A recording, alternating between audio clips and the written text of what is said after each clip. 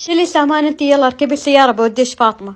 أنا أدري منين فاطمة ستمتى ساعة فاطمة تدوي كدورت بوالا إني وطعنا صوفي مامي إيش سامتشاي يعني جدلهم إني يالكوت إني تارا يتوقع نجار يتي نومي يدو بابا فاطمة لا فاطمة تركب إني بابا لا فاطمة تركب لا فاطمة يجينو كايد فاطمة نات إثيوبيا صوفي تنش بيه يدرشو السوانات بابانا بقى بابانا فاطمة بقى إنين فاطمة بابا فاطمة ودي فاطمة اوكي فاطمة زين تداول. اوكي انت الحين شيلي سامان بوديش عند فاطمة. إني على دماء أون سات يتنوم يدو فاطمة يتالي بابا يتالي بقى ما قارنهم يدو يتنوم يدو إني شيلي سامان بوديش عند فاطمة. فاطمة تداولي فاطمة يتوانات إندي فاطمة يتندنو متورانات إسوا علاقة مني زين انت بتروحين اثيوبيا خلاص؟ إثيوبيا سايون إني أيوة. سرالو بيالو لانشي سرالو سريتشي الحين انت شغل هني ولا بتروحين اثيوبيا؟ إثيوبيا سايون إثيوبيا على دي منو إثيوبيا بيالو دروم إثيوبيا على دي من لسرانو يمطوتي إني لسرا كما تيجي لمي إني سرالو مامي أتجانكي كانجي ከቤት ውጪ ስትሆን ሌላ ቦታ ሰርቼ ያንቺን ሙኒ እኔ አስመልሳለሁ ብያለሁ ድሮም ما يريد ماني حقش، انت روحي عند فاطمة، روحي سوي شغل بيت ثاني بيت سوي شغل هني لا، بيت ثاني سوي شغل. ፋጥማ ትደውል ያንቺ ፋጥማና አባባ ሲመጣ ባባና ፋጥማ ድሮም ባባ ይምጣና هاي ጨራሽ ሸመረን ኬኛ biyya ormaa keessatti dararamaa jiru.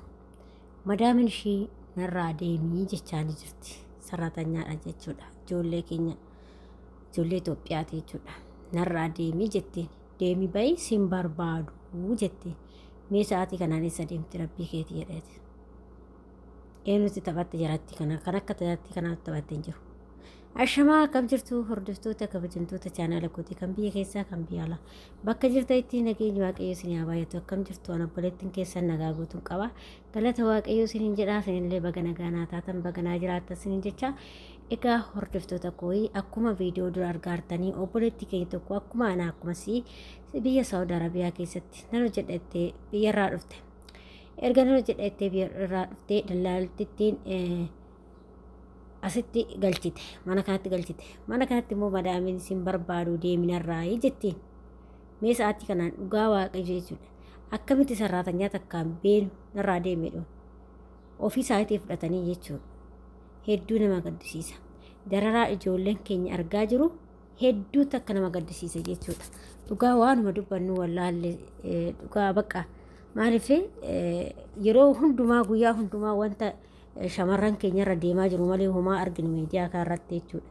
Ilmi namaa kana ba'uuf of jijjiiruuf malee waan taphaatiif kan ba'uu miti jechuudha. Maaliif akka yeroon keenya walaan gubanne hojjennee biyya keenyatti sa'aatiidhaan galuu barbaanna malee nuti as keessatti yookiin namni nutti haa taphatu yookiin immoo asii achi deemnee sa'aatii keenya gubuuf miti jechuudha. Maaliif yeroon takka dabartuun arga waan ta'eef. Inni akkuma beekamu kaamicayyoo kana kunoo madaamin ishii narraa deemii jechaa jirti. Mee dhugaa rabbii jechuudha. Warri keessattuu biiroo yookiin dallaala jedhamtanii dallaala taatanii yeroo kana maaliidhaaf uummata keenyaan mirmanne, maaliidhaaf obboleewwota keenyaan mirmanne, maaliidhaaf hiriyoota keenyaan mirmanne, bakka akkanatti erga nu gargaarre maal goona dhugaa rabbii, maal eessa akkam taane yoo isin bakka akkatti nu gargaarre eenyutu nu gargaaran dhugaa hedduu takka nama gaddisiisa. Waan baay'ee nama gaddisiisudha. Wanti ijoollee keenya ragaa jiru asii miti jechuudha.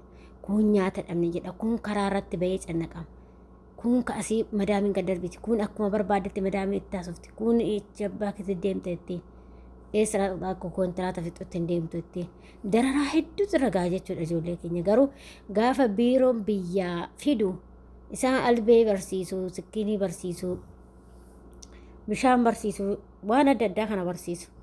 Hanga kana barsiisanii osoo sa'aatii kana eessa jiran jedhanii hordofanii isa turra bareedadha jechuudha. Barsiisnatti madaamin fudhattu iyyuu hin barsiisti waa hundumaayyuu jechuudha. Garuu isin kan asitti barsiistanii miti kan asitti barattu malee ijoolleen takkittiin ishii warra biyyaa dhufe ilaalu wanta achitti isin barsiistan san jechuudha. Kanuma asitti madaamii barsiistatu irra qabatamaaf illee jechuudha. Kanaaf immoo jennaani adaraa keessa warri biiroo kun rakkina guddaa qabdan. Adaraa warri biiroo jechuudha. Ijoollee keenya fiddanii asitti irraaggafina. Obboloota keenya fiddanii asitti irraaggaftanii asitti hin boochisina. Asitti irraaggaftanii fiddanii boochisanii hunda isaanii dafqa isaanii ormi akka hin nyaanne dhugaa waaqayyo jechuudha. Hedduutu akka namatti dhagahama. Maaliif anas ta'ee sis ta'ee hin hojjenne abbaana gaafa immoo ati gaarii jiraatteen tokko si biraa akka ta'u obboleessuma keetti akka ta'e jechuudha. Kanaaf adaraa keessanii of eeggannoo cimaadhaan deemaa isiniin jedha.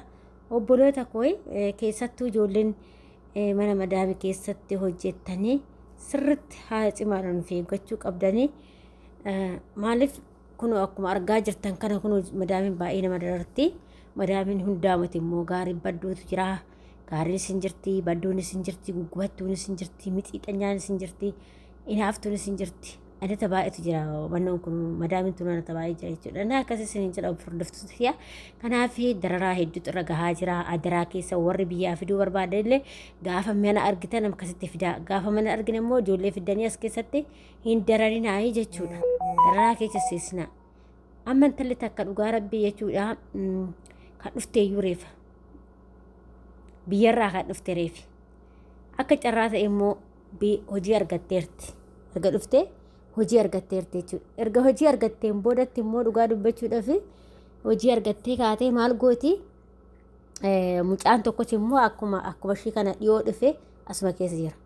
Isaan lachuuyyuu hin badanii jechuudha. Hin baafate mucaan sun mucayyoo dhiyoo dhufte kana hin baafate jechuudha. Kan baafatee mucayyoo sunii uumaa wanti ishii hojii beektu hin jiru. Reef biyyarraa dhufte xiqqoo reef waggaa shan ji'a shammoo akkas naannoo kana ji'a shanatti fakkaata. Naannoo kana jechuudha. Innaa mucayyoon kana hin baafate mucaan kun. Gaafa mucaan kun baafatu mucayyoon kun hojii dhabde. Hojii dhabdee baay'ee cinqamti biyya Oromaa keessatti. Ofii kan dhufte reefi. Ofii mana kiraa keessa ta'etti.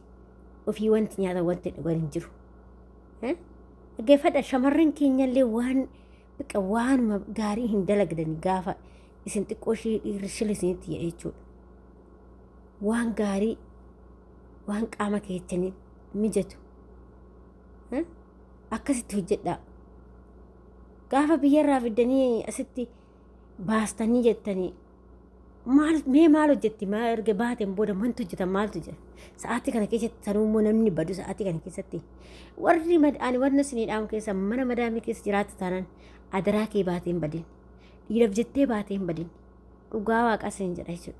Ijoollee baay'eetu boo'aa jira. Keessan ana ijoollee baay'eetu natti boo'e. Hojii dhabnee nuu soqee maaloo ati araba bira jirtaa? Ana jedha. Dhugaa rabbii ijoollee hedduudha jechuudha. Kanaaf jennaan adaraa keessan of eeggannoo cimaa godhadhaati. Of eeggadhaa isinitti waaqayyoo sinaa eegu. Hanga danda'ametti of eeggannoo cimaa godhadhaa. Isiniin jechuu barbaada hordoftoota kiyyaa yaa'u nama gorsuun kan waanuma jiru wal gorsinee wal jajjabeessinee wal deeffannaa. Kanaaf isiniin jedha obboloota kooyii warri mana xalabaa keessa jirtan ijoolleen keessattuu addisii dhuftan hin badinaa. Dhiirri sin baafachuu danda'a. Hin badinaa baqa. Maaliif hojjetadhuuti karaa biyya keetii gali baqa. Gaafa san jijjiirama agarsiista. Gaafa san heerumtalleedha jechuudha. Gaafa biyya keetti galte. Garuu har'a immoo ushuma jettee yoo dhiira tokko duukaayyuu deemte inni si fuudhu. Inni dhugaa sitti fakkeecha malee si fuudhu jechuudha. Kanaaf adaraa keessanii of eeggannoo waan akkanarraa of eeggadhaa isiniin jedha.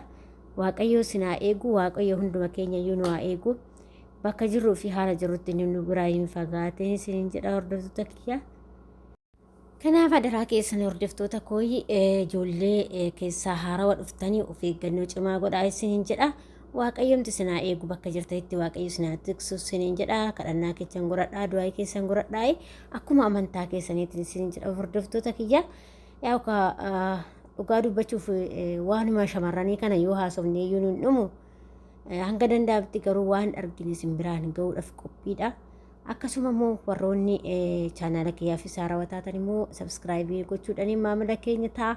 Warri ta'aa jirtan galatooma ulfaadha. Akkasuma yaada fi qeeqoo qabaattan immoo koomeentii irratti barreessuu hin dagatinaa. Isinin jaaladha, isinin kabaja hordoftoota kiyyaa. Waaqayyo isin wajjin haa ta'u isinin jedha hanga viidiyoo biraatiin immoo walitti deebinutti viidiyoon keessanii viidiyuma kanaan turtii gaarii isiniin jedha isiniin jaaladha isiniin kabaja hunda keessanii ana caala waaqayyo isin jaalatu baay'ee baay'ee baay'ee